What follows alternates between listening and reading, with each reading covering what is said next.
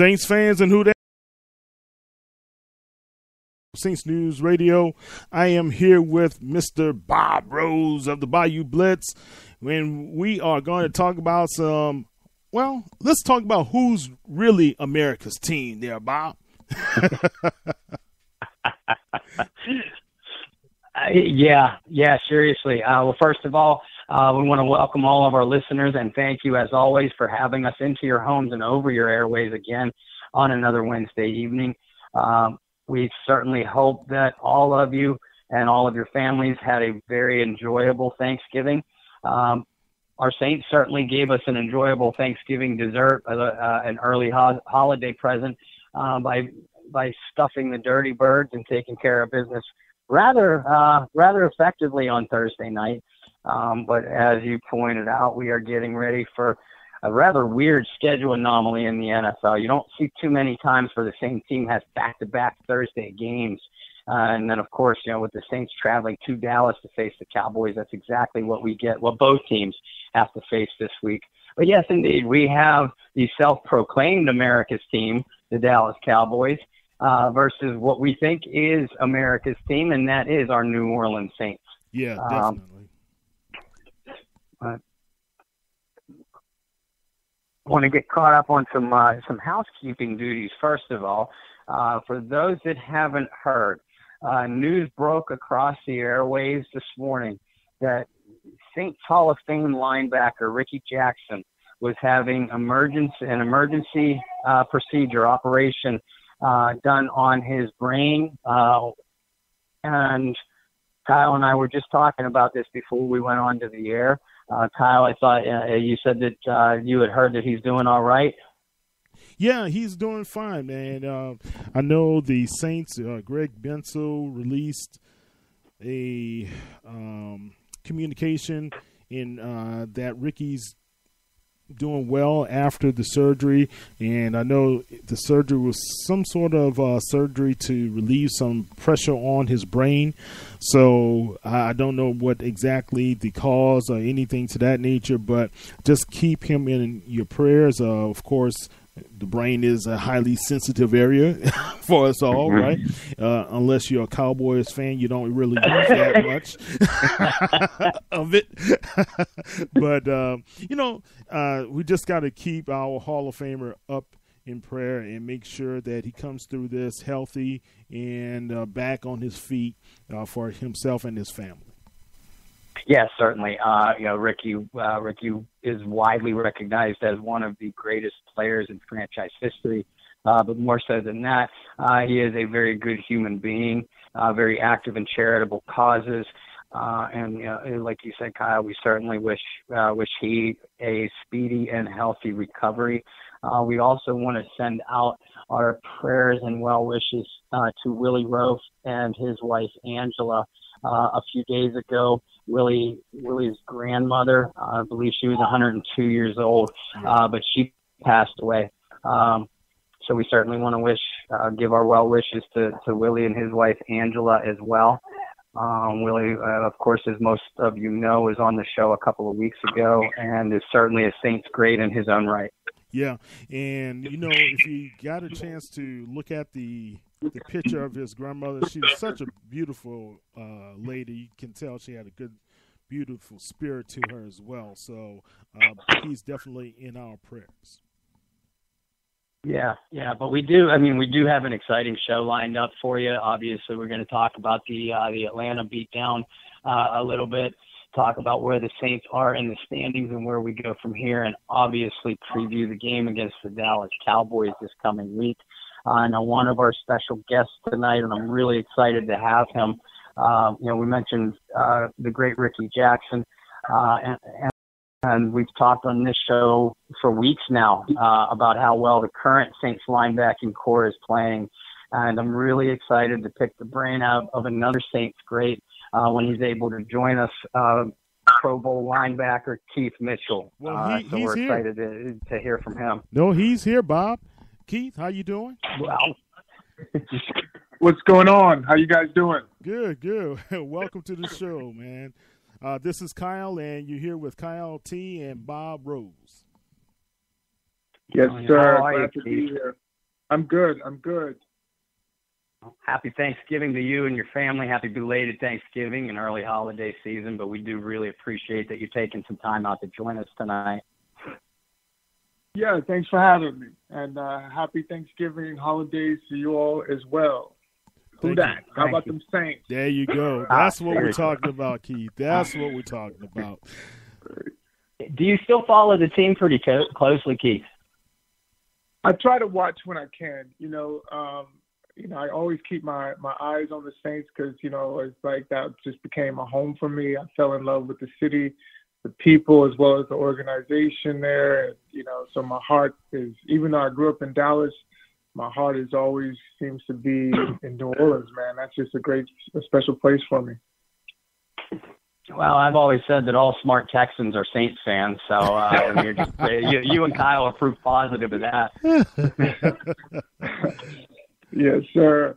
And just so happened, ironically, we got the Dallas Cowboys this week, so it's really something here, right? It's a big game. Without a doubt. Now, a lot of people, and Kyle and I have been talking a lot this season about how well the current Saints linebacking core is playing. Alex Anzalone is showing why the team invested a third-round pick in him last year. A.J. Klein has really stepped up into a leadership role and playing solid football. And one of the most underrated free agent signings, I think, throughout the league is linebacker Demario Davis. Now, the way these guys have been playing, a lot of people are calling them perhaps the best linebacking core since even the Dome Patrol era. With people that I've heard say that, that's high comparison and high praise to be sure. But I've had to remind a couple people, I'm like, wait a minute. The Saints had some pretty good linebackers back in the early 2000s too, which of course you were a member of. How do you think the Saints linebackers now are playing? Well, it's interesting. The game is a little changed now. It's always been an offensive game, but they kind of made it even more so to the advantage of the offense. So it's a little different engagement, like how we used to be, because we could actually come in the game and completely dominate. We're calling a good linebacker core a good defense when they've scored like 30, 40 points on them. That's something we didn't. We didn't have that. We couldn't stand a team scoring that many points on us and still being called a good defense. We didn't have that back in my day. But the game has changed, and they're getting the W's. Your defensive coordinator there, give me his name. Dennis my Allen. Old teammate from Texas A&M, Dennis Allen. And you have one of my old teammates with A&M as well, Aaron Glenn. He's a secondary coach. He's getting those guys coached up. They're a great pedigree of coaches. They were great players themselves. So I'm sure he has the whole linebacker core, all the whole defense lined up proper. So it's just great to see them have the success that they're having. No doubt. And it kind of in reference to what you were saying, there weren't a hell of a lot of teams that were able to score 30 points on your defenses either, though. So you guys didn't need your offense to score 30 to win in most games. But what a privilege, a luxury to have a Drew Brees leading the offense. We had a different quarterback every year. We finally got a solid quarterback with Aaron Brooks. I had for 2 years with him there. But, wow. The luxury of having Drew Brees and an offense like that clicks on all cylinders.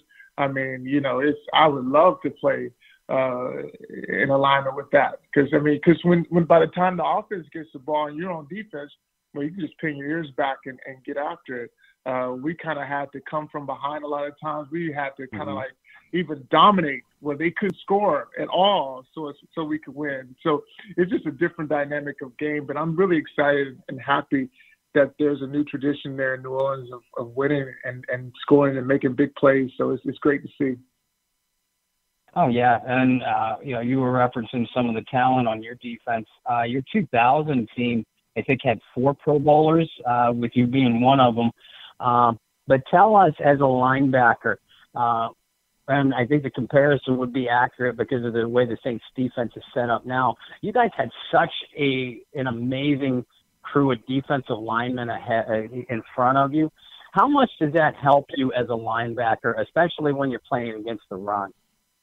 Oh, it's big because, they're keeping the guys off you, and you can just kind of maneuver behind those guys and get behind the line and make big plays on the running backs and on the quarterback.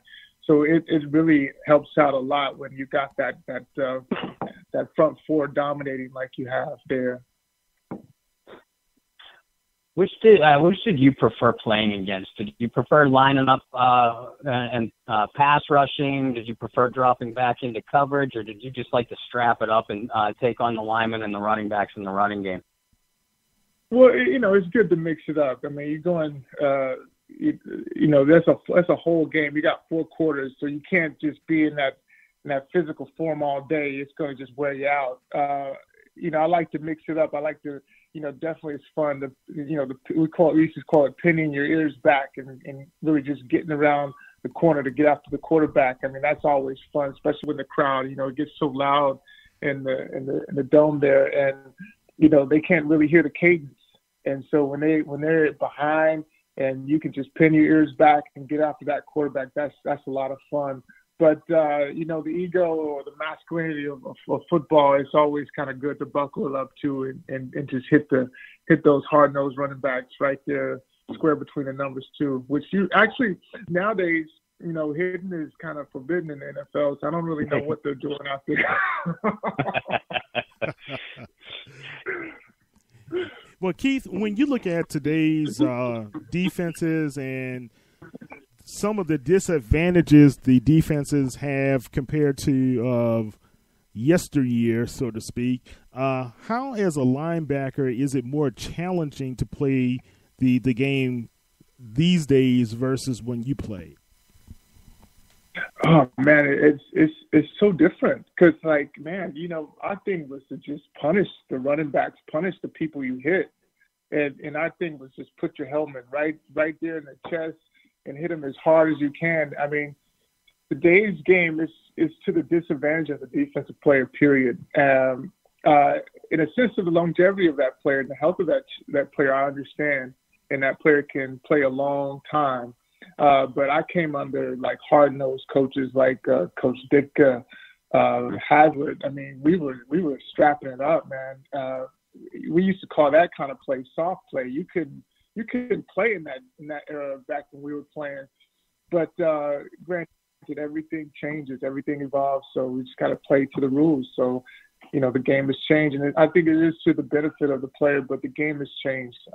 It would be a little difficult for me to come in there and play like, we used to play. So it's a different game now. And how, in your playing days, you were known as a very intense physical player. And for those that don't know, it was after you left New Orleans, I believe you were playing for Jacksonville. And 2003, if I'm not mistaken, and early in the season, you suffered an injury, a spinal contusion injury, which essentially ended your career. Kind of a two-pronged question I want to ask. A, how's your health today? And B, after you were forced to leave the game pretty prematurely, I mean, you were only 7 or 8 years in the league, how did you kind of channel that intensity and competitiveness after you stepped away? Oh, yeah, that was a big change for me. I guess from hitting, I had been coached to hit my whole career, whether it been from Texas, Friday Night Lights in Texas high school football, or being at Texas A&M where we had hard-nosed football there. I was always taught to put that helmet right there square in the chest of the opponent. And that, the body, we're bones. We even as we're pro athletes, our bones are no different than anybody else's. And you use them long enough, at some point they're going to break down. And I had my breakdown while being in Jacksonville at that time. And, I suffered a spinal contusion. I suffered paralysis. My whole right side of my body was paralyzed for about a month. It was a whole awakening of me and seeing how my body wasn't as tough as I thought it was, in a sense. These are, we're kind of brittle. We're, in some cases it's just human beings. And I came to realize that, but luckily for me, I learned through this process a mind practice I call meditation. And it's allowed me to really develop as a human being and go around the country and talk about, accessing your greatest potential, healing on a mental, physical level. And it's been just one of those things that's catapulted me into a whole nother development of who Keith Mitchell is and what Keith Mitchell can do. So it's been a great transformation for me. Luckily, I found this through that process, even as ugly as it was and scary as it was. I found some light at the end of that tunnel. So I'm grateful. I was reading an article on you, Keith, and you credit yoga, because I know you're a certified yoga instructor now, but you credit yoga as one of the main reasons you were able to heal your body. Can you enlighten us on that? Yeah, because, when you put your mind to it, right? I mean, what's possible for you? When I even look at my whole journey through the NFL, from the college level, even as I was predicted to be drafted, I wasn't. I was a free agent. I came in day one with the Saints as a free agent, but then I began to believe that I could play, and I began to be a starter as an undrafted free agent. Sammy Knight was there as well. He was undrafted. I mean, so we were just kind of parlayed it. We put it down. We began to be all pro. I mean, these are in the NFL, you have to have mental toughness, right? Because you have all the naysayers. It's so competitive, and I willed that. Now it was time for me to put that same energy into healing my body and keeping the mindset, believing that I could be, healed and be positive through my day-to-day journey of, in some cases, not being able to move and doubting me that I can actually be healed. So it was a roller coaster of a journey, but just staying true to what I believed and staying true to having faith that I could be well. And I think what I do is when I go around the country and I talk about this, so many people are going through all types of circumstances, whether it be just a broken home or whatever type of circumstance they have been, that's the diagnosis. And I give them that same mantra, if you will, that you can be well, you can move through this. These things don't have to define you. So it's been really the mantra or the motivation of my journey to share what we do now. Wow, that's awesome. Have you been able to help any previous NFL players? I know you help like veterans and first responders, but have you been able to help any veterans of the NFL through your teachings? Yeah, the Players Association, they had me come down to Hawaii, and I stayed a week with the guys, teaching them the mindfulness practice and the meditation practices and things like that. But we've been able to really go even beyond that. We started working with the politicians, getting Congress, Democrats and Republicans to meditate. We did a meditation for Michelle Obama at the White House. We've been able to do all types of things that I never would have thought possible as me, the football player, could do. It just allowed another aspect of who Keith Mitchell could actually develop. And that's how I teach the mindfulness or meditation practices is a growth and development practice, because the human being has the capacity to do so many things. Typically, we just find that one thing that we're perceived good at, and we stick to that. But there's so much more that we haven't even given ourselves a chance to receive what's possible. Well, I tell you, you need to work with this current administration. Calm a lot of some of these fears going on in America today. But man, that's awesome. I'm glad you have gone on to this journey, man. Yeah, me too. I have a book coming out next year too, the Mindfulness Playbook. I love to let you guys check it out. It's putting some of the psychology of sports with the perspective of life and seeing our circumstance and seeing how we can draw the plays that can be made possible, that we can have success, develop ourselves, allow ourselves to have a chance at doing things that may be perceived unthinkable, but allowing ourselves to attain those things. And I think that's available for all of us. So the Mindfulness Playbook will be out next year. Yeah, please come back. And, we would love to talk about it and share it with people. Right, Bob? Yeah, for sure. Not only through our show, and, Keith, I'm hoping you're going to be a repeat offender with us. But not only through our show, but also through certainly our Facebook and Twitter groups. We have a lot of fan activity on there. So yeah, I agree. We definitely anxious to promote that when it comes out. And selfishly, I got to get myself a copy too. So keep us in the loop. Yeah, definitely. Of course. Yeah. And I began to be. You'll find this amazing, probably, or different change of it all. Because coming from Texas, being a meat eater, I'm a vegan for 5 years. So I don't eat meat anymore. Oh. And yeah, it's a big change. I hear the grunts over there. Yeah, look, kid. You had me until not eating meat, man. I'm sorry. Yeah. I mean, if you had 100-step program, I might be able to follow 99 of them, but I can't give up my meat. I hear that, and I'm not suggesting that. I'm just saying that's been my journey. Right. Yeah, I know, man. Yeah. Look. Hey, I don't have to be. That's an offensive downward dog there, man. We can't. Right. Well, for me, like in having to rebuild my body, man, all those injuries that the guys sustain, I sustained playing football, man. We just mask them. And when we retire, all it just comes to surface. You see a lot of guys, all swollen around they're not looking healthy, man. I didn't want to be like that. And so maybe the extreme of all the damage I did, I had to go to an extreme to heal. So I was open to do that, and I feel good now. I didn't always feel this way. Yeah, that's awesome. Do you regret your playing days at all? I mean, we know what kind of we can only imagine what kind of physical and even mental punishment that an NFL player goes through. But was it worth it? Would you do it all over again?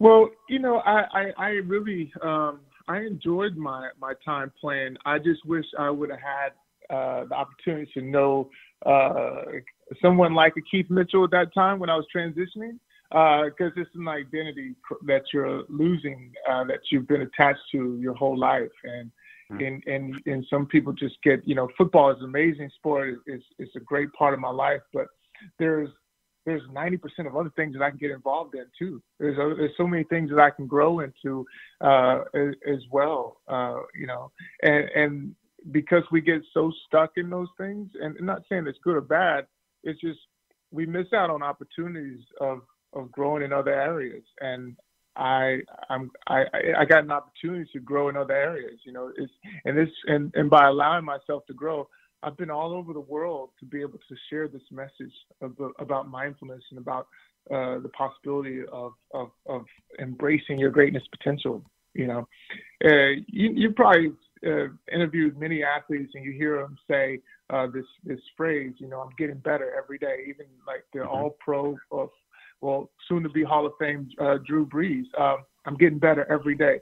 And that's as a football player, but can you imagine what getting better as a human being would look like if we all just put our minds to that? And what could that look like as a society? Because we're looking at the Trump administration and we're saying what a chaotic deal that is. But when we bring that attention to ourselves and we apply this greatness potential to get better every day as a human being, but then we begin to realize that we can create another ripple effect that can trump that Trump administration.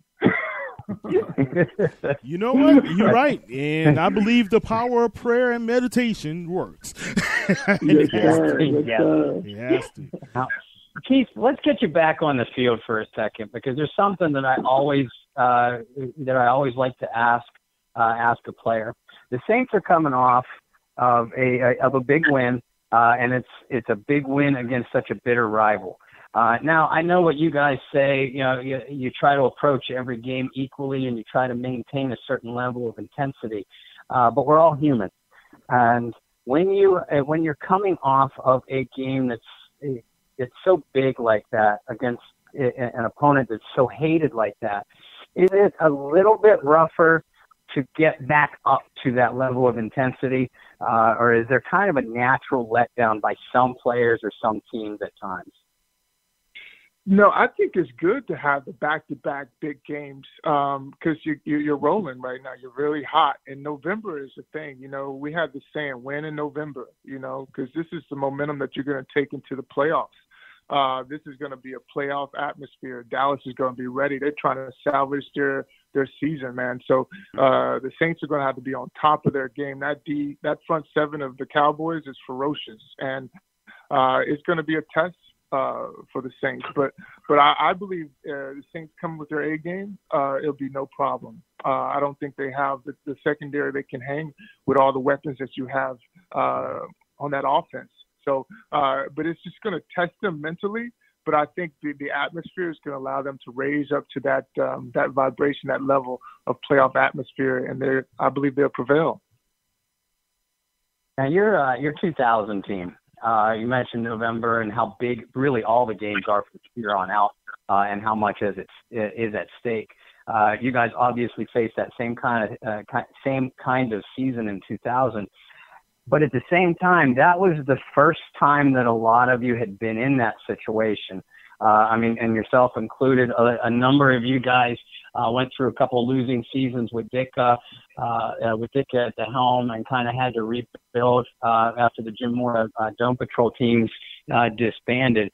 So, 2000, when we reached this point in the season, this was new to a lot of you guys. How did you handle it personally? And, did you talk about it as a team? And, what did you do to maintain focus?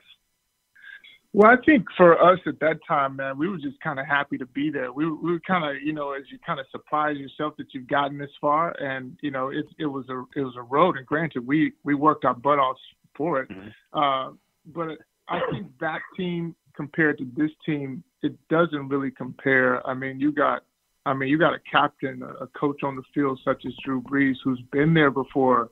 You got Sean Payton. I mean, the greatest, play caller that I see is in the league right now. I mean, he's up there. I mean, you got that savvy of a coach who's familiar with this, being in this level of the game. I mean, we didn't have that, You got great, we got Dennis Allen, running that defense. I mean, and we got some key figure players on the field that can really get the guys and keep them managed, right? Keep them playing on that high level. So I don't think it really compares, because that was our first, time in the playoffs. I mean, we were happy to be there. We were ready to compete, but we got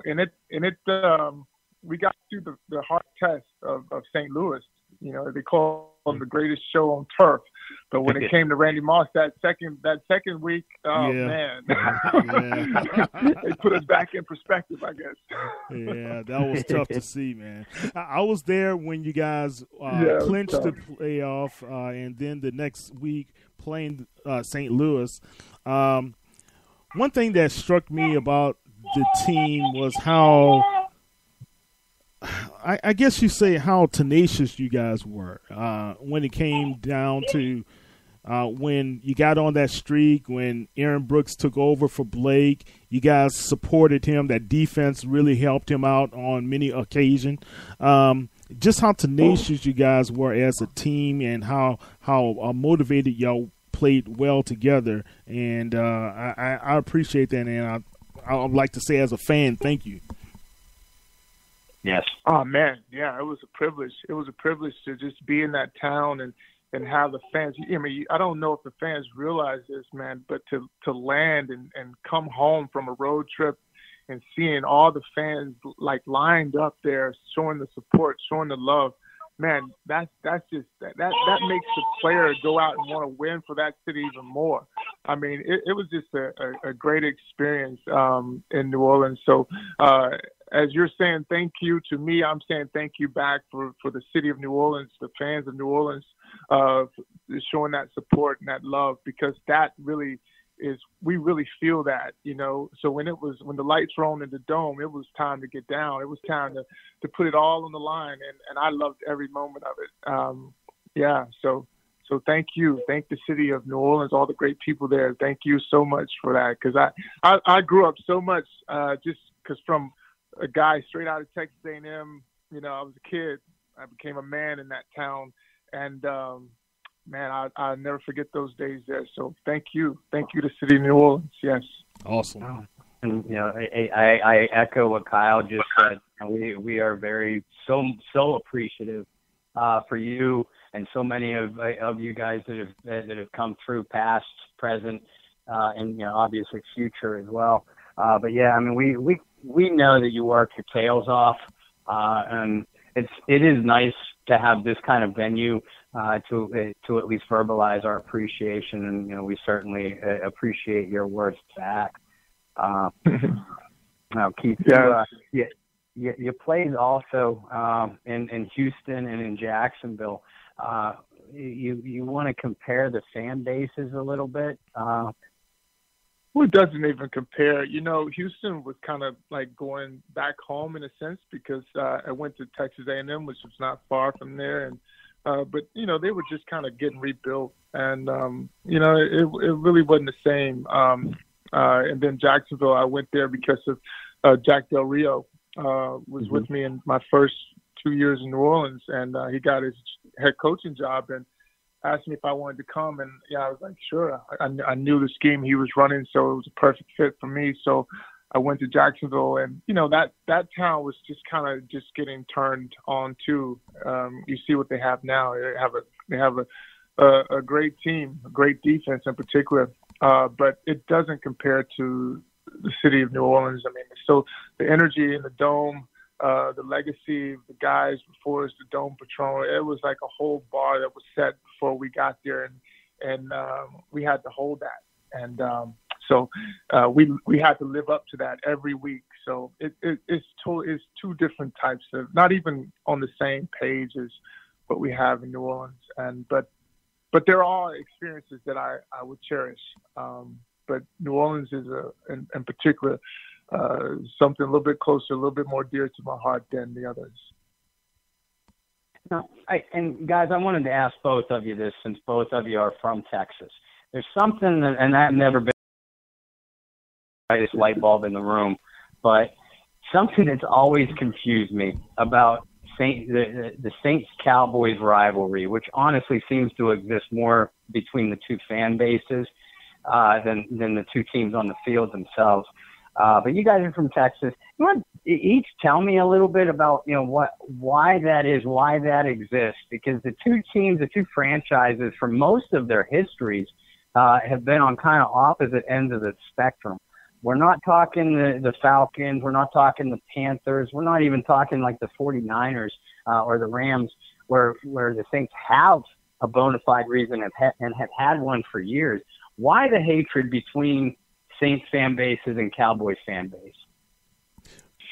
Well, the arrogance that comes with the Cowboys, and who said that they're America's team? Who gave them that label? And for me, I was adamant. I'm not losing to the Cowboys. My whole career, I never lost to the Cowboys. Even as you saw with the Texans, we had the first game against the Cowboys, and we beat them. We upset them. Right. I was just determined that I was not going to be defeated by the Cowboys. I just had an anger for them. Maybe I thought they should have drafted me. I don't know, but I just had an anger toward them that we were not going to lose. So that's my take on it. Yeah, well, Bob, I grew up in New Orleans, and I live in Texas now, but the Cowboys are just a sorry team. They are sorry for the past 20 years. They haven't been able to go back to the playoffs. They had their faith in the old sorry quarterback named Romo, and they're looking up to the Saints. And they love us. They really admire us from afar, And I think we're 9-2 over the past 15 years over them. So, and I'm giving you guys the business because my old co-host and original co-host of Saints News Network is on with us now, Curtis Allen. Well, hello everybody. The Cowboy fan is on. See, Curtis. On yeah, see, we served him up as a charity case and brought him on to the network. He didn't have a good fan base anymore, so we let him be on the network in our infancy. What's going on, Curtis? Oh man, not too much, man. Trying to survive it all. Waiting on this victory dance tomorrow. I've been Well, Curtis, we have former Saints NFL linebacker here, Mr. Keith Mitchell. Keith grew up in the DFW area as well. Okay. All right. Well, hello, Keith. How you doing, Curtis? Doing good, you got the cowboy dance you said you're ready for after the I am ready. I am ready for it, man.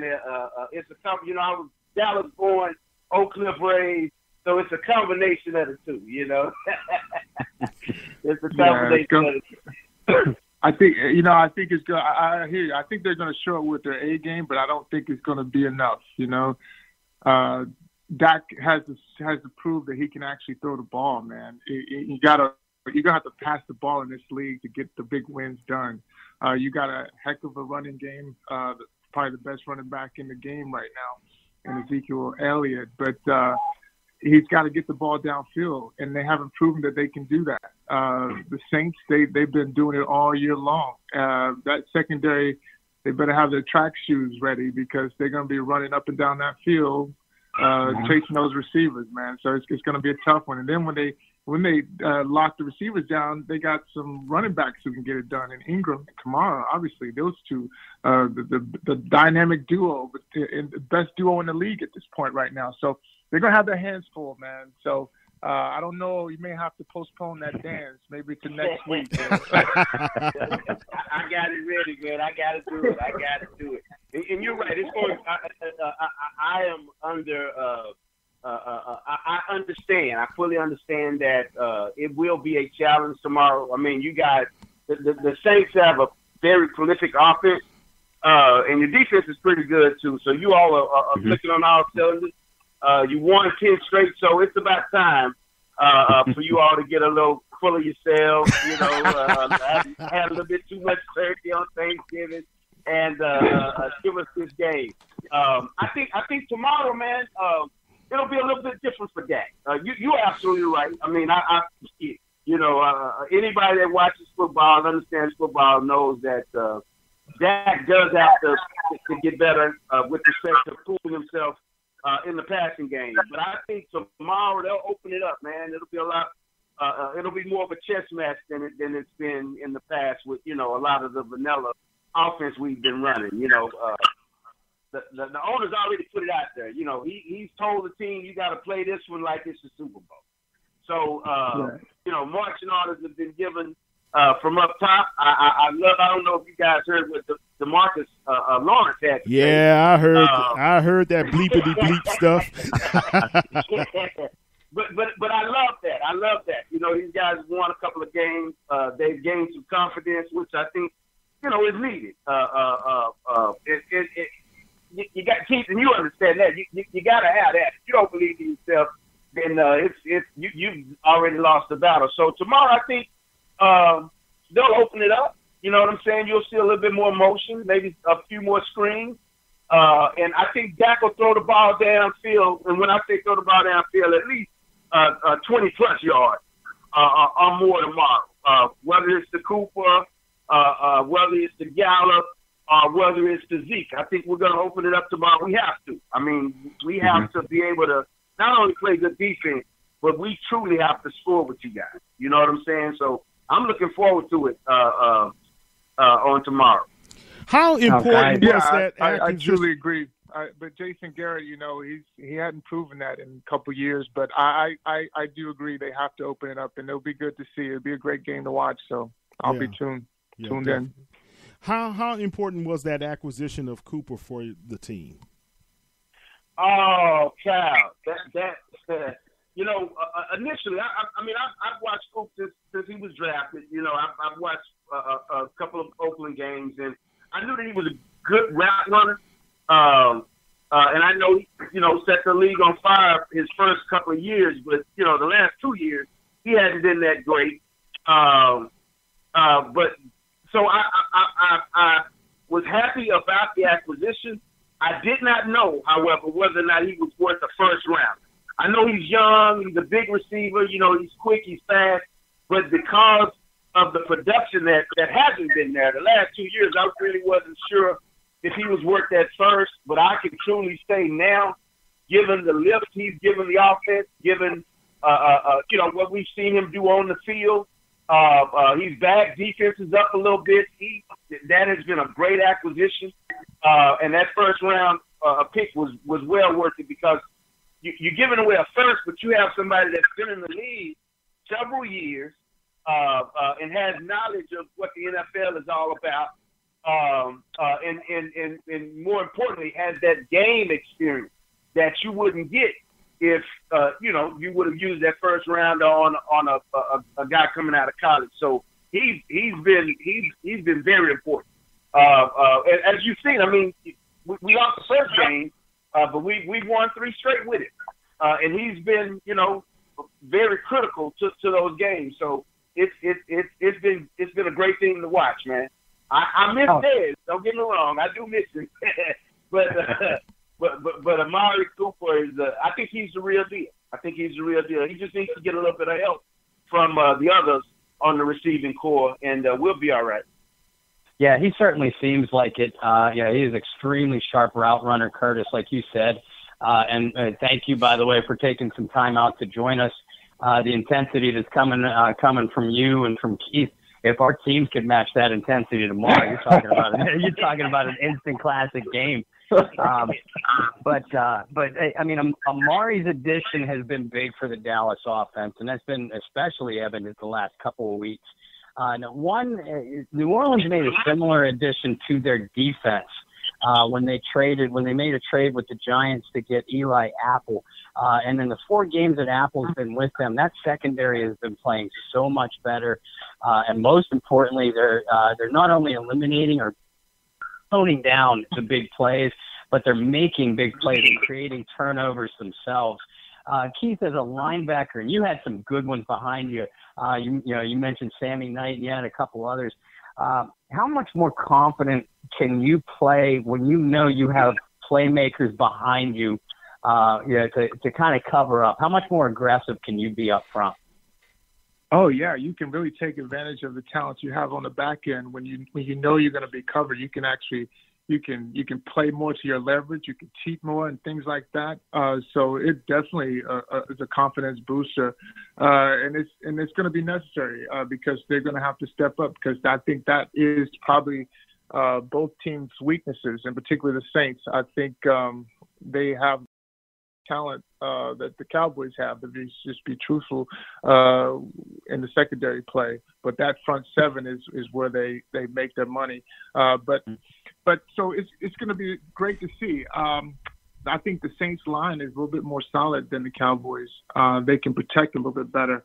But it's going to be something to see when you see Dak has to make those throws. Jason Garrett has to play aggressive with his play calling. Even that, I think the advantage goes to the Saints. Sean Payton, I mean, he's going to come with everything. and he has a captain to do it that who's been through it. He's seen it all. It's the advantage is just leading all the way to the Saints, and they're at home, right? The Saints playing at home tomorrow. No, we're playing in Dallas. They're playing in Dallas. Yeah. That's now. I may have had to tell Cal I wasn't going to join the college, but we were playing at the Dome, man. I would have had to concede that one.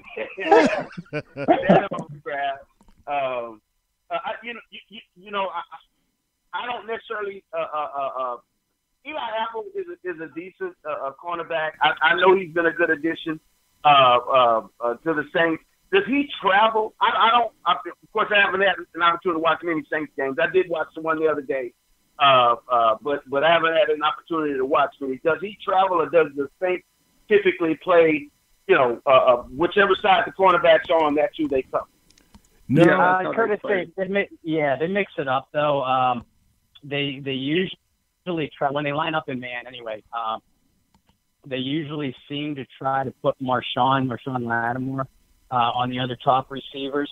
But I do think, and I apologize for whoever I just interrupted because I think that this is the direction you were going. Now that they have Apple, they don't move Lattimore around as much. They seem to be a little bit more comfortable just putting those two guys in certain areas or in certain positions. Would you agree? Yeah, they kind of play right and left, I thought, but I think Matt Lattimore is the better cover player over Apple. I think Apple, is this his second year? Is he a rookie? Third year. Okay, yeah. Third year. Yeah, I think Lattimore is a better cover guy. If anyone would travel, it would be him. I would trust him to travel, if anybody. But I think Cooper is not like necessarily like a number one type receiver. He kind of plays the slot as well. He can play all over the place, so it'd kind of be hard to match him in coverage like that. So that'll be tough.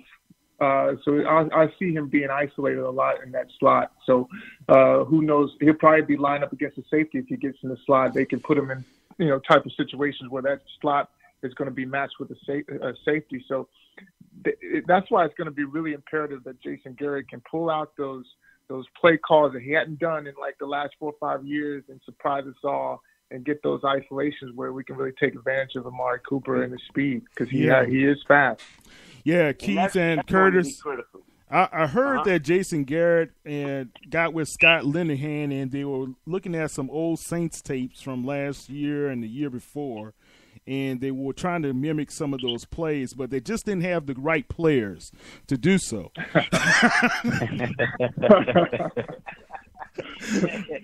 But they're looking at that old film, man. We have problems.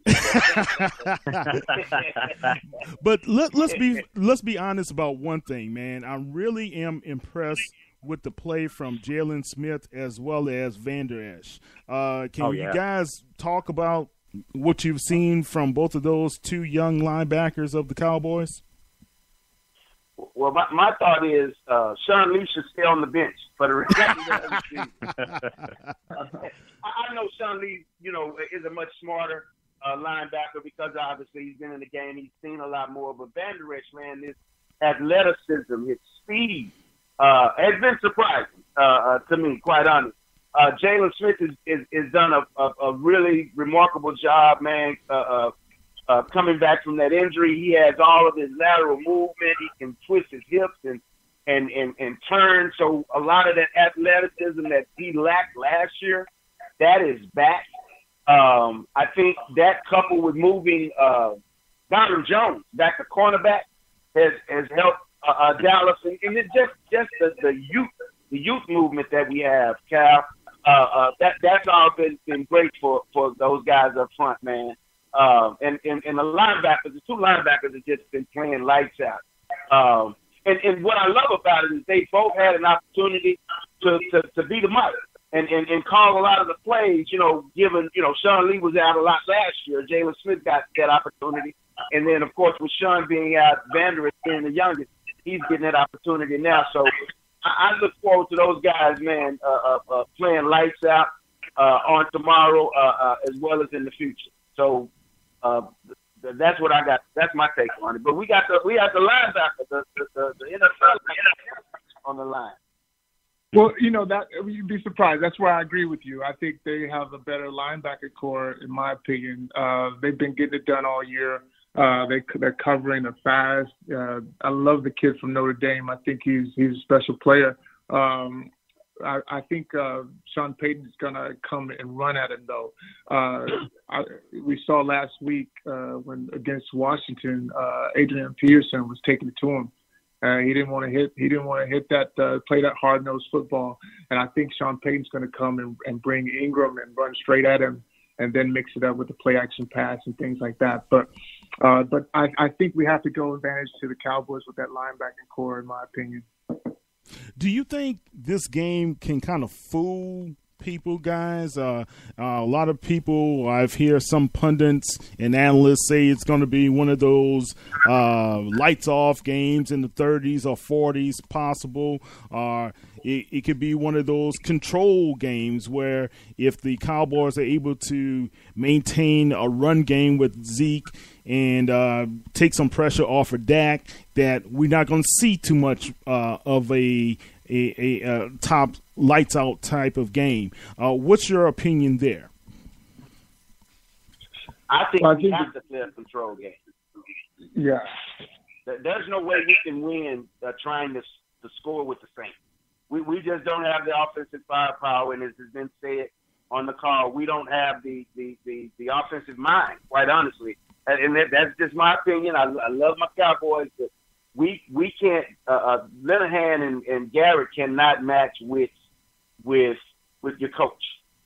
That's with Peyton. That's not going to happen. So we have to play a control game. We have to keep some good down and distance.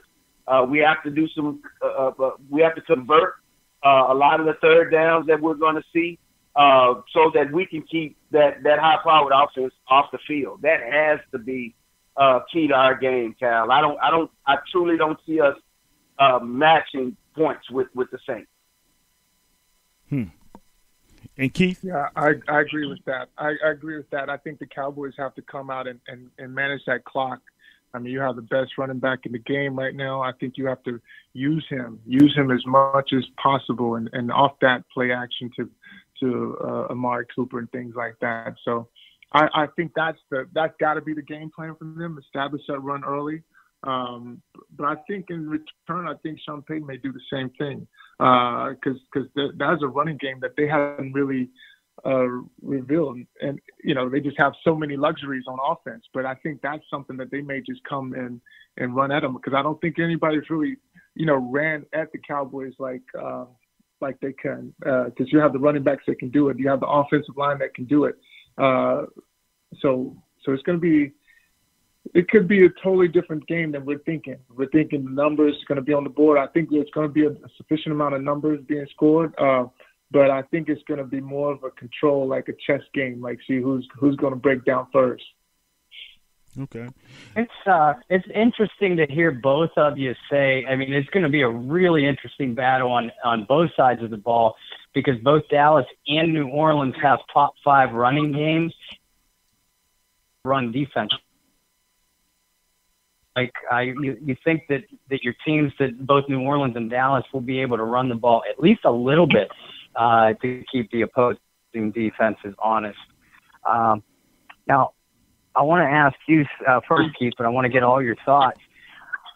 Some comparisons have been made comparing Alvin Kamara to Marshall Faulk. Now, those are big shoes, and nobody's jumping ahead and calling Alvin a Hall of Famer yet. But the skill set is very similar. Alvin has showed the ability to be effective between the tackles this year, which is surprising.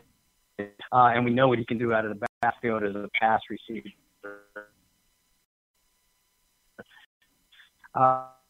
Keith, tell us how a guy like that, like a Marshall Faulk or an Alvin Kamara. Wow, it's tough. I don't know. It's like you said, he's so multidimensional. It's going to take an interesting play call to put the linebackers in the right position to guard him. I wouldn't today, run with him all day. That's going to exhaust him, because then they're going to come back and pound him with Ingram. They just have the perfect 1-2 punch that kind of makes it even more tricky for the Cowboys defense. Unlike on Dallas' side, they have Ezekiel Elliott. They have one running back. So you know who's going to get the ball. You know how they're going to work with him. Because of all the other luxury items they have on offense, it's just going to make it that much more challenging on defense to kind of control him, because he's elusive, man. And there's so many things he can do. Curtis, do you think anybody can stick Michael Thomas? Byron Jones. Now, you all, the Saints use a lot of motion and stuff, so it'll be tough for us to isolate him and put him on Jones specifically. But Byron Jones has been a top corner this year, and he's fast. He doesn't get a lot of calls, so he's great with his hands. So if we had to pair him up,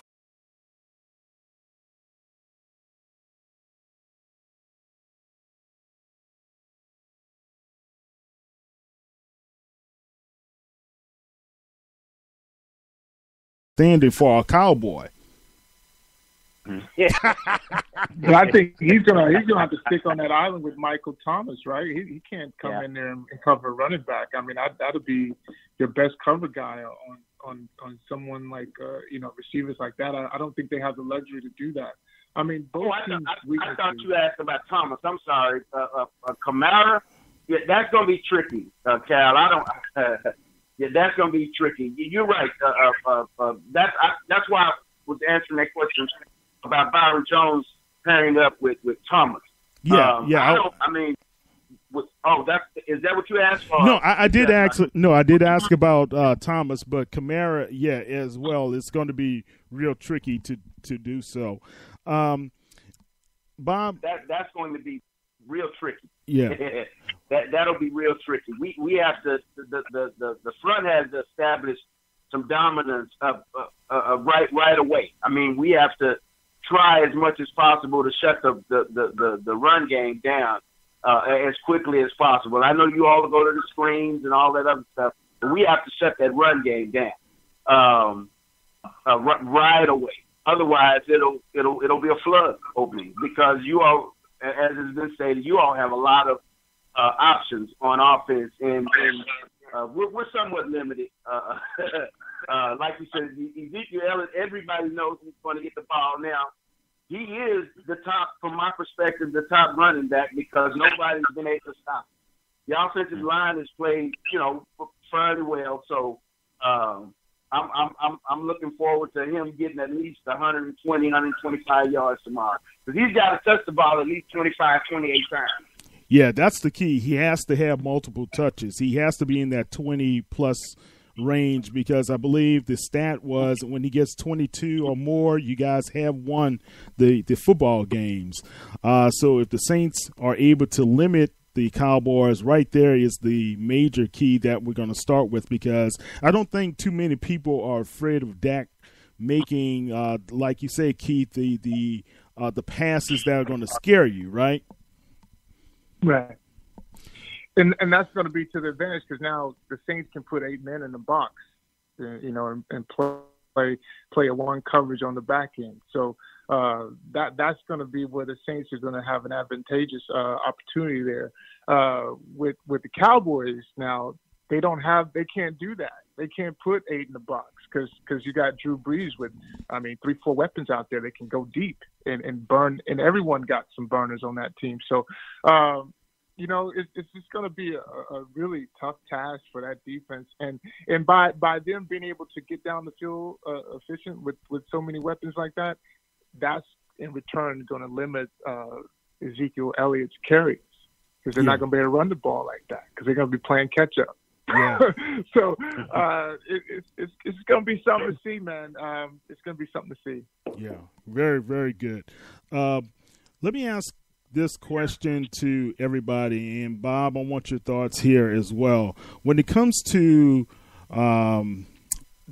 Lawrence on one end, and I think who's on the other end? Is it Randy Gregory, or who's going to play the other end, Curtis? Randy Gregory. Have we gotten him drug tested? I think they do it every week, man. He's been good. Do you think, because I heard Lawrence talking major smack, now going to go up against Bushrod because Teron Armstead, our Pro Bowl left tackle, is out for this game. But we got a pretty good guy in Ramczyk on that right side. I don't know. Keith, do you think our tackles can handle those guys? Well, I think they can handle Lawrence. I think what's his name? I think he's talented. He can get around that corner. I can see them easily putting a chip on him. Play with, get on, and hit Brees too much. But I think they're going to have a quick game going too. Brees is going to be to the benefit. I mean, he can get that ball out quick. He hadn't really been touched that much all year, really. So they've been really handling and doing their job all year, and they've seen talent throughout the league. So I think they put a nice little chip on him from time to time, balance the run, so he can't just pin his ears and get around the corner. So I think they can slow him down. But he's going to get his. He's a dominant defensive player. But I think they can mix and match it up a little bit where he can't get on too much of a roll. Good stuff. Yeah. Bushrod still is a capable tackle, as we've seen from him the last 3 weeks. But he's not the Pro Bowl type of player that he used to be. He's not Armstead. It's difficult for no matter who you are. It's difficult to take on a DeMarcus Lawrence and contain him for an entire game. So I agree with you, Keith. I see them doing a lot of. We saw it out of the Lance Philly and their front seven. We saw a lot of quick passes. We don't see Drew hold on to the ball a lot of plays for 4, 5, 6 seconds anymore. We see that ball, a lot of precision routes, which he's always preferred anyway. But yeah, I see them chipping Bushrod side. Philadelphia is over on that left side. Andrews Pete is the left guard, and Pete has some experience at tackle too. They almost crossed blocking assignments on 2 or 3 pass plays that I noticed, because Philly has Brandon Graham that was rushing the passer over there, and they were double teaming Graham with both Pete and Bushrod at times. So as long as they can do that and still contain the Cowboys' inside rush, Keith, I agree with what you said. I think that they'll give Bushrod some help. And hey, Sean Payton's been doing this a long time. He knows what he's going to need to do to keep his quarterback protected and upright for the game. I agree. Well, guys. But on the other hand, don't you have a tackle out? You have your left. He's injured, right? Yeah. Is he going to play? Yeah, Armstead is out. He is ruled out for the game. Yeah. On the Cowboys side, right? The Cowboys side, they're all pro left tackle. Tyron? No, we're not sure yet. Okay. So he hasn't been ruled out completely yet. They have been resting him. He hasn't been practicing, but they haven't made the final decision whether or not he's going to be out. Yeah, Curtis, I read he said if the Saints are coming to town, he that stinger on his neck has gotten really bad, and he's going to try to stay out as long as possible.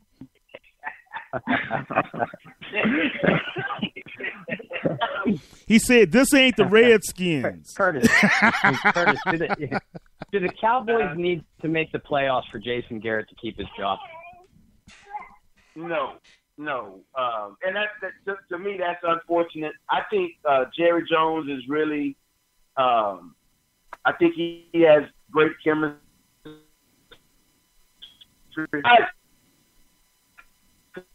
That hasn't been my problem with Jason Garrett. He's never had a team that quit on him. But the problem is he is just not creative enough. And he's not the type of coach that gets in. And Keith, you may have a different opinion on this in the stands, but I never see him pull a player to the side and have a conversation.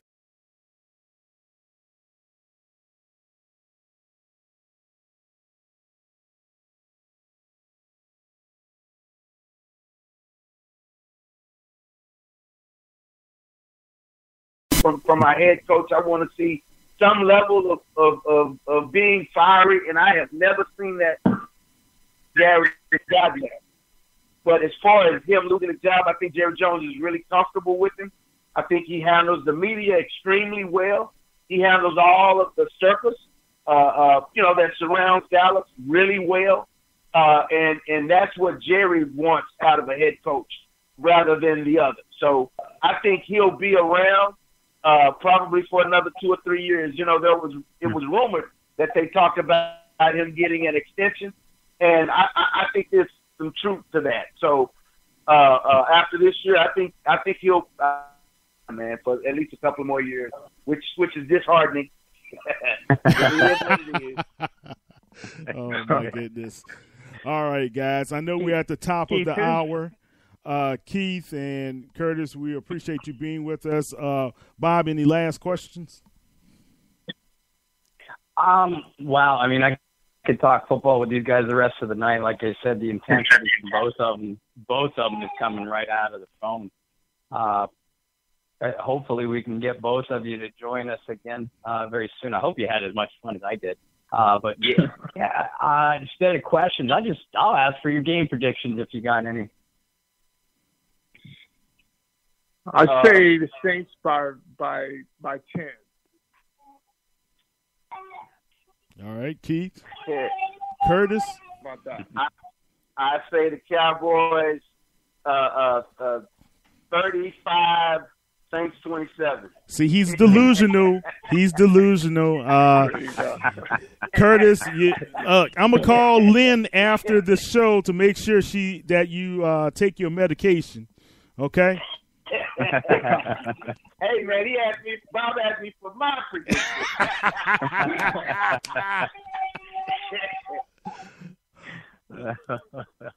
Look, man. Yeah, I'm with Keith. I think it'll be a close game, man. I think it'll be a 7-10 point game for the winner. I think we're gonna surprise some folks, and some of the pundits and talk show hosts on tomorrow night. Yeah, this is your Super Bowl because you guys not getting close to the playoffs.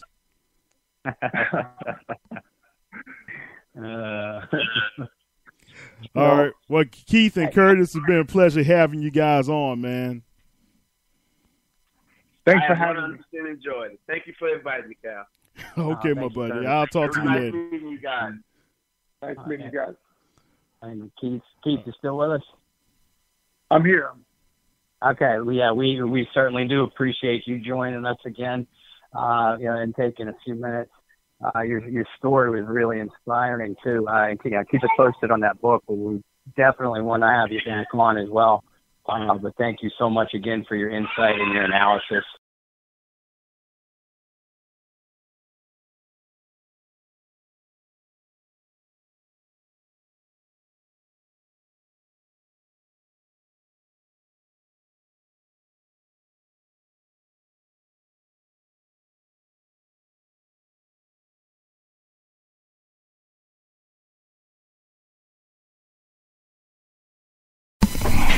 Oh, for sure. And both guys are really, really intense and passionate. It seemed like everybody had fun, but I don't think I go the same direction as our two outstanding guests did. I've kind of been thinking all week that it'll be a little bit lower scoring, at least for Saints games. But what do you think, Kyle? How do you see this playing out? You know what? I think we're on the same page, man. I'm going to tell you this much, Bob.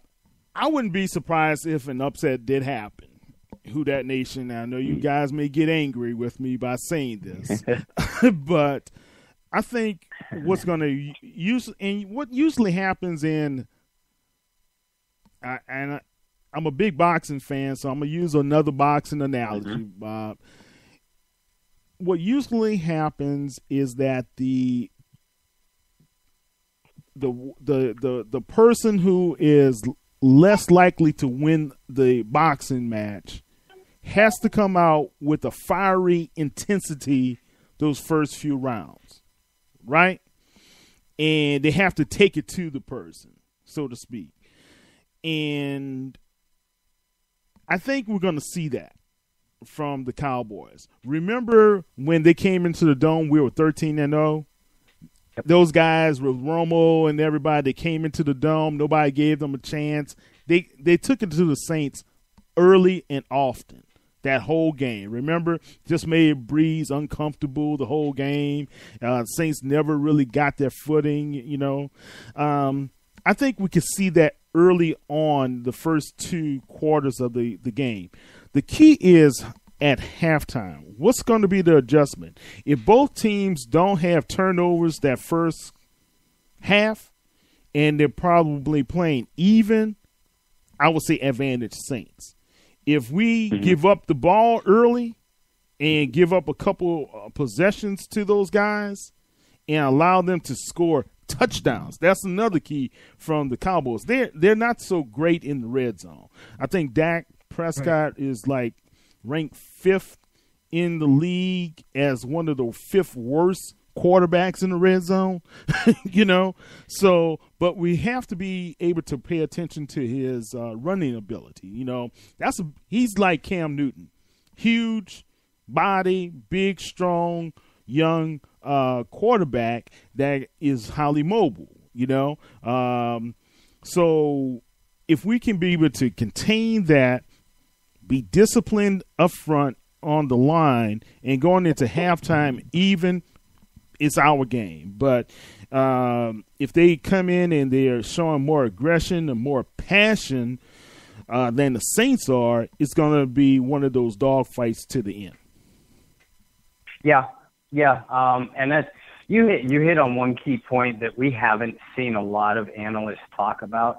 I know I had mentioned it earlier in the week in one of my pieces, but Dak Prescott's ability to run the ball. He is extremely mobile and kind of has a dynamic factor in the open field. And the Saints have struggled when quarterbacks have gone on the move against them, and it's been against quarterbacks that were far less athletic than Prescott. So I see that giving them problems. But as far as intensity goes, this team, and we mentioned it last week coming against Atlanta too, this team, the Saints team, continues to play with razor-sharp focus, intensity, and precision. And I'm going to echo something that Keith said, and I think he hit the nail on the head. The Cowboys don't have the overall offensive firepower that the Saints do. Right. They're not built to come back if they had to. And Sean Payton and Dennis Allen and the Saints, they recognize that. And they've come out of the gate extremely strong and aggressive the last couple of games. So I think that if they can get a couple of quick scores on the board in the first quarter or through the first into the second, if they can go up a couple quick scores on Dallas and head towards halftime that way, definitely, like you said, definitely advantage Saints. Because it is going to be strength against strength up front. Dallas's front seven defensively, New Orleans' front seven defensively are both extremely talented. Maybe both of them are underrated as far as talent goes. The rest of the league continues to talk about the Rams' front seven and the Vikings and the Eagles' front seven. Yeah. I'll take New Orleans and Dallas' front seven over any of those guys. Yeah. Great offensive line play is going to be key too, right? I know Dallas has been having their issues from time to time. They played the Redskins pretty good. I watched that game on Thanksgiving. Mental game, right? And I recall our conversation with Willie Rofe, and even Mr. Mitchell brought this up as well. It's the mental game. And if you believe that you have a chance, right, you're going to play with some passion. What's demoralizing is how well our Saints can be able to go down the field and methodically get to an opponent, right?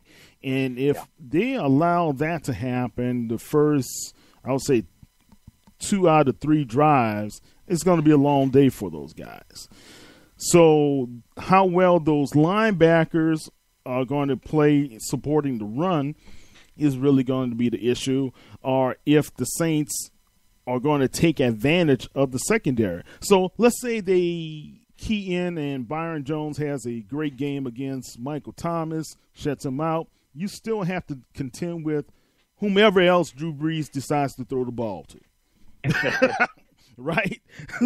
and that's about it. And we proved that last game when 4 undrafted free agents caught touchdowns in a game. Mm-hmm. So pick your poison. What you gonna do? Double team Michael and free up everybody else. And Bob, how well the tight ends are going to play may be another key for us to a win. How well Ben Watson, Dan Arnold, Josh Hill plays may really affect this game. Yeah, exactly. And not only in the passing game, but in the running game as well. Keith Mitchell said that he kind of expects Sean and Pete Carmichael to maybe keep an extra guy in on certain passing plays. We know that Watson and Josh Hill, the second string tight end, that they're excellent inline blockers. So we might not necessarily have to see a big statistical production from them, but we need some good blocking up front, and we need key catches at key times. And that's really all New Orleans has needed from the tight end position, with the productivity of Michael Thomas and Kamara and Ingram in the running game, and with a couple other of those guys on the outside, the Traquan Smiths and Keith Kirkwoods, with them stepping up. We don't need our tight end to put up a line like Jimmy Graham used to, or even like Ben Watson used to in 2015. Just to make some key plays. If those other guys are covered and clamped down, they need to get open and be there for Drew. Right. And one thing, I really like how Zeke plays, right? You got power, you have finesse, you have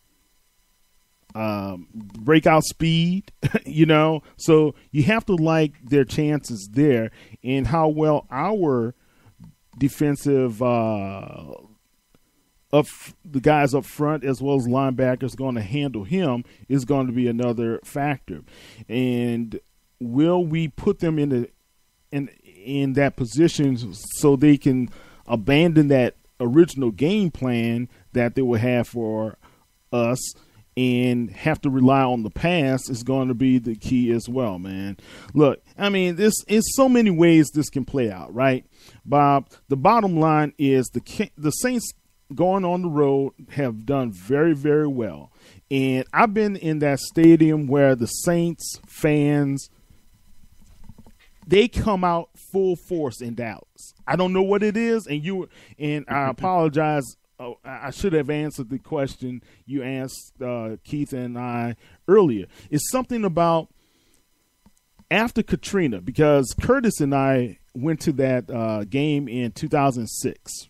Remember when the Saints went into Dallas and just blew them out the stadium after Jones went 70-something yards that first possession, and the Saints just shut them down the rest of the game. I was there, and I know firsthand, even in subsequent games that we played in Dallas, how the Saints fans were like almost 50-50 Dallas fans. Okay? Wow. Yeah. And, I mean, it was very noticeable. I had a couple of Cowboys fans say, well, how in the hell y'all got tickets? So that's going to be interesting as well, because a lot of people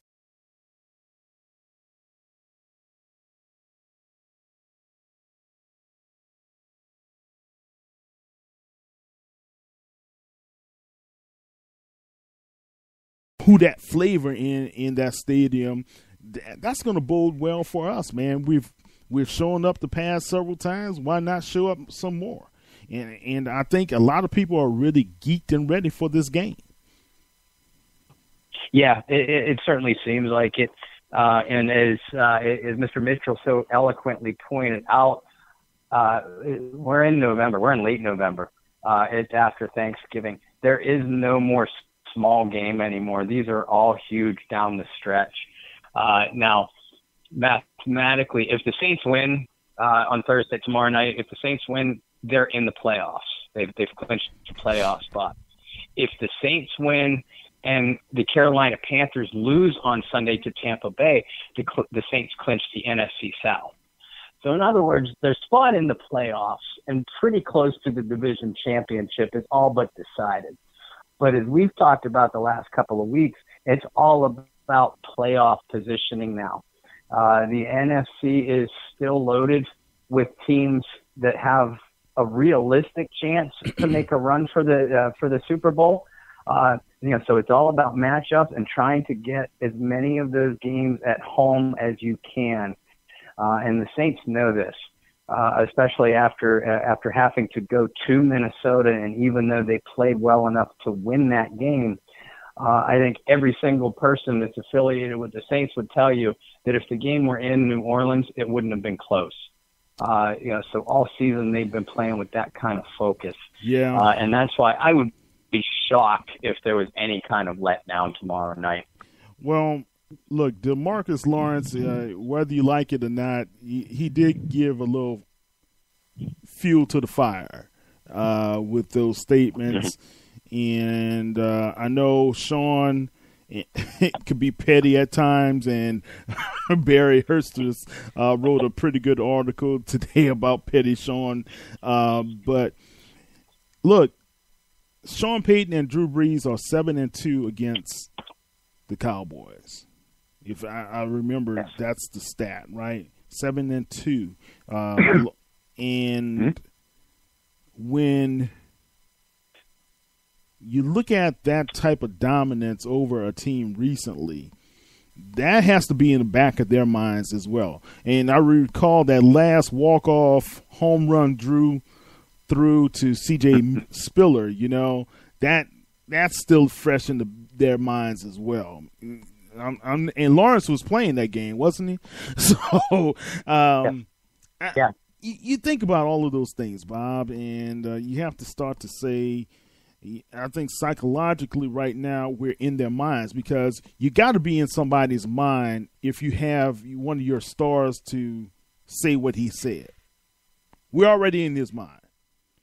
And Dak had to come out the Saints put their pants on just like we do, one leg at a time, right?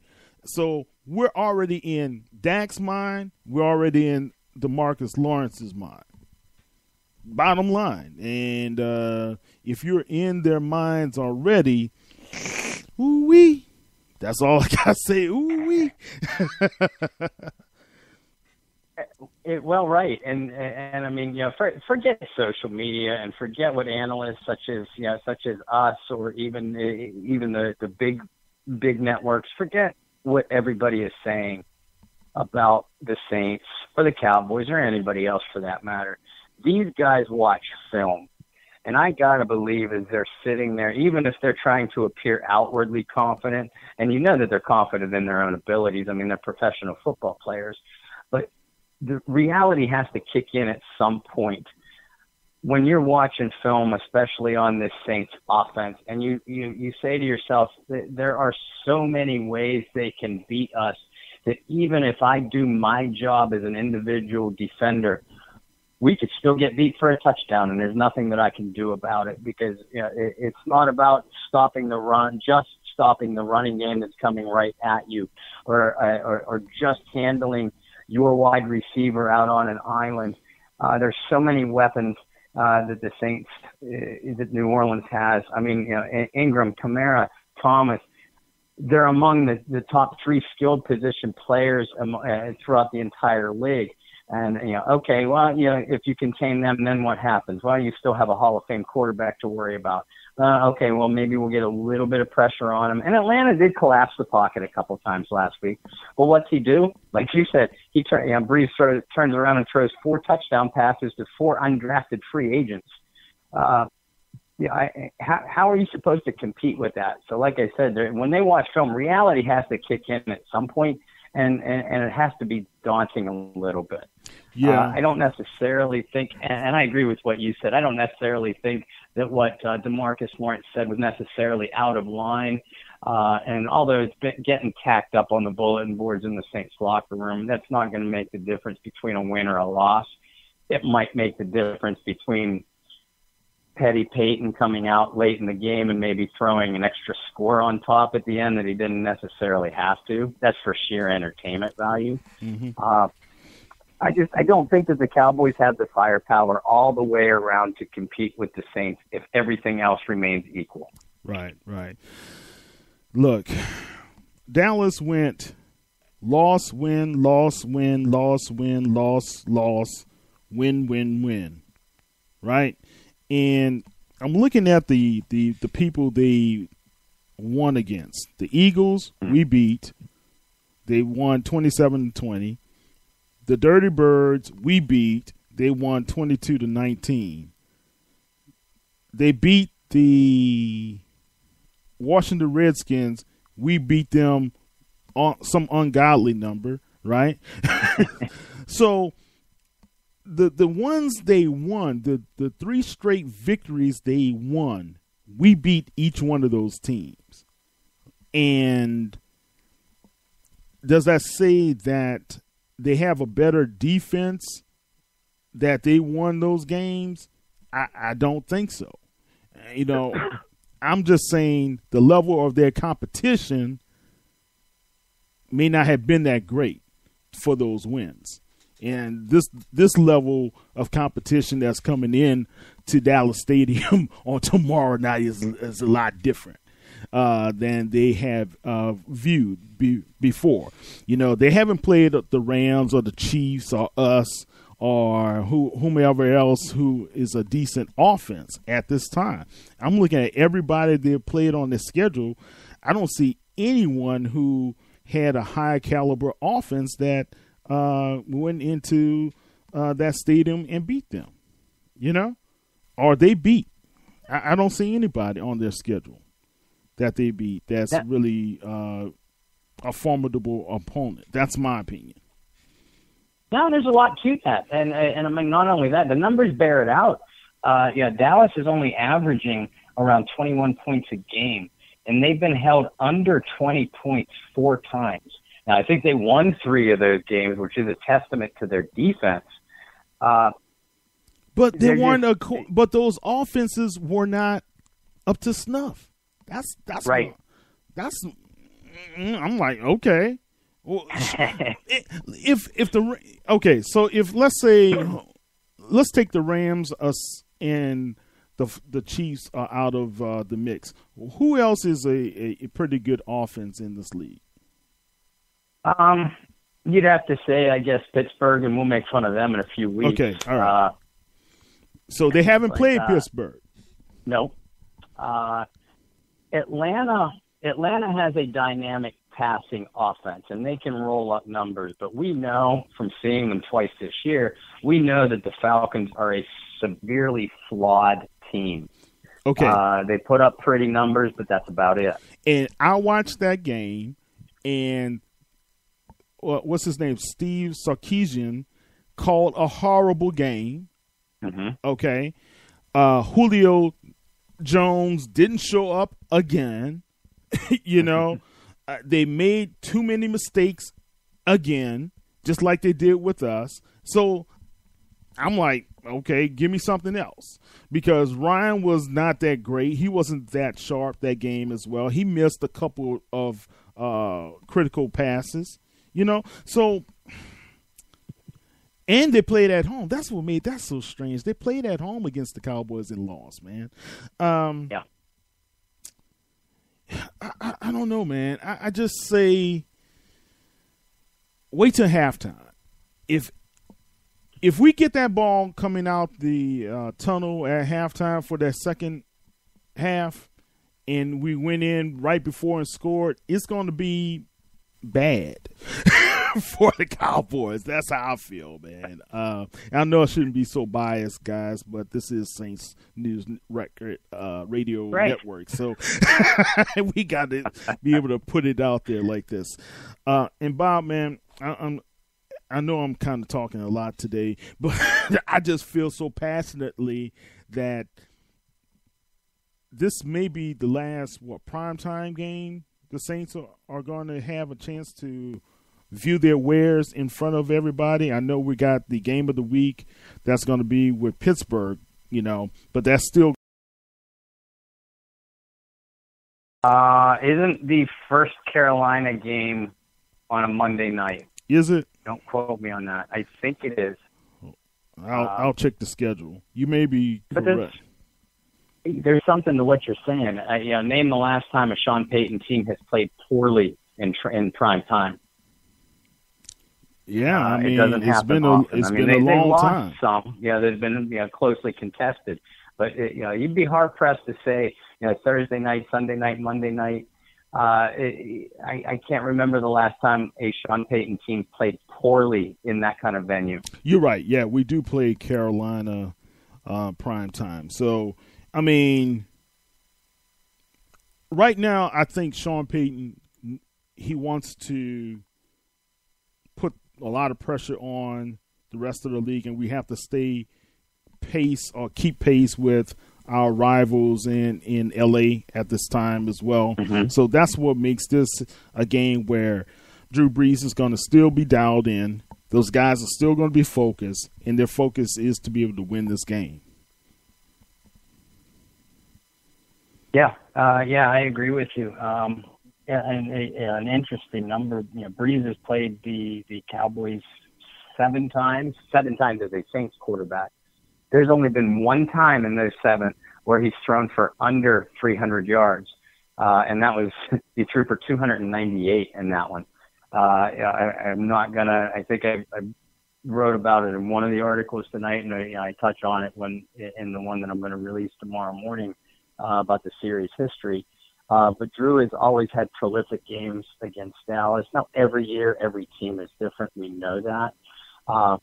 But what that does tell us is that Sean Payton and his offensive staff, they know what they want to do. They know how they want to attack this Dallas defense, because they put up some numbers against some pretty decent Dallas defenses in the past. DeMarcus Ware, is a pass rusher for a number of those contests. A decent secondary. So they know what they want to do.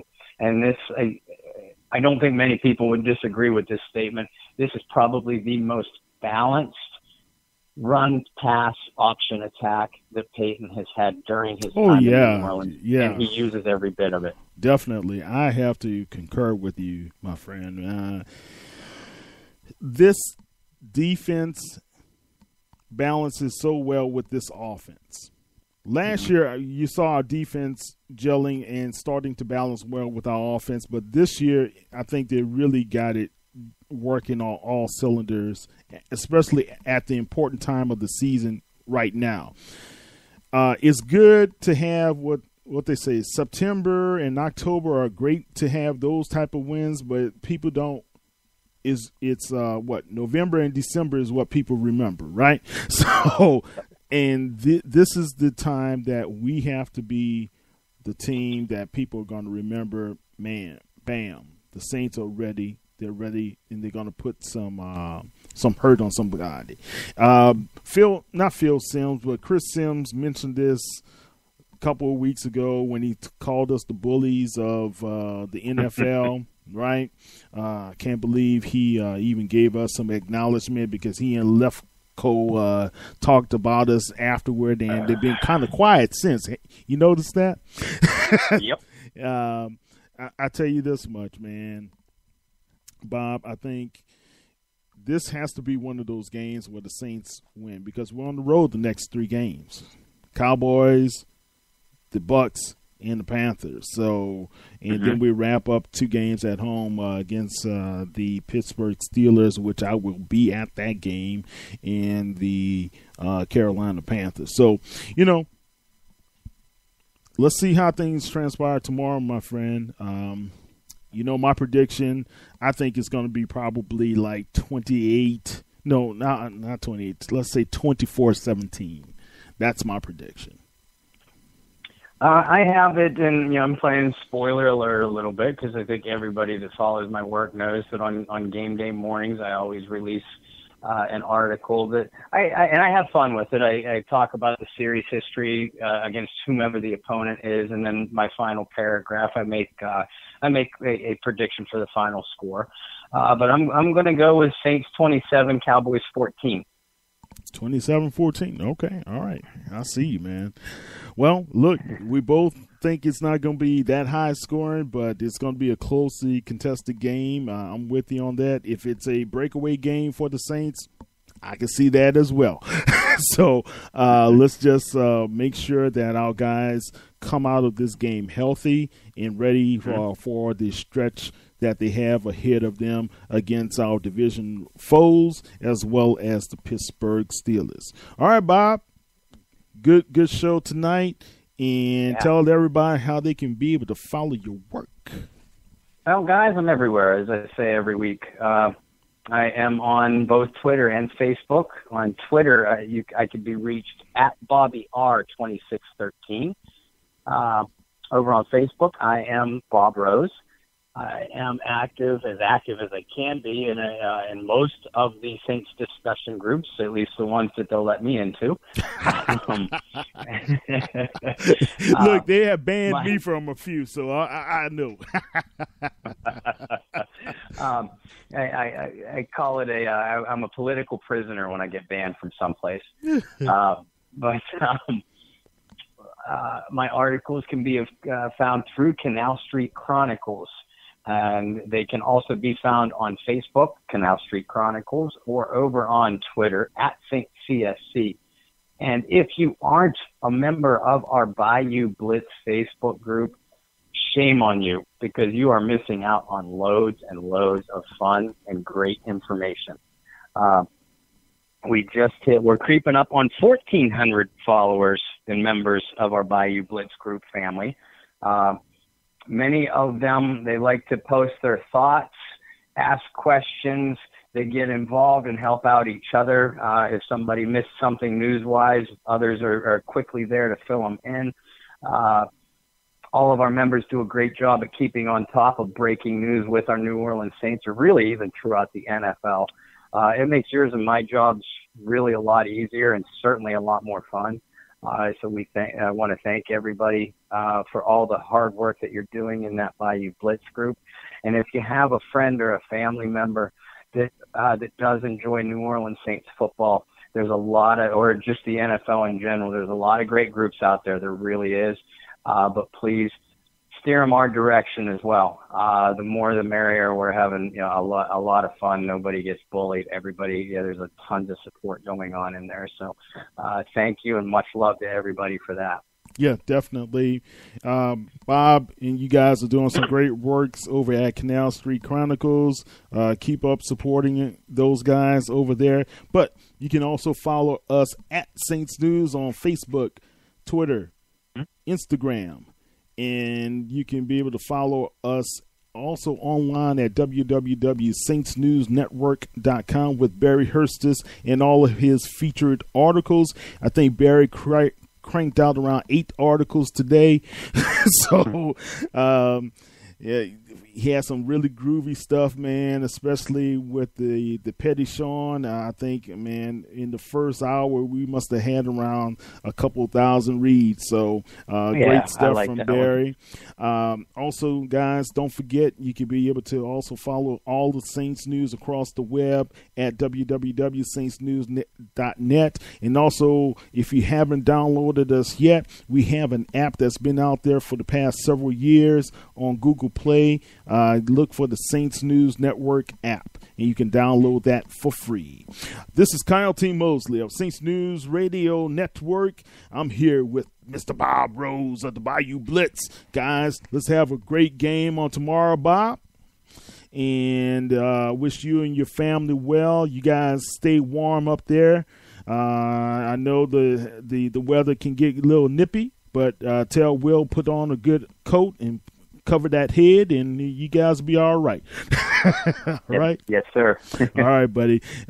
Look, guys, let's have a great one. Who Dat Nation, we love you. We out. And go Saints, go. Who Dat, baby. Take care. Bye. Who Dat.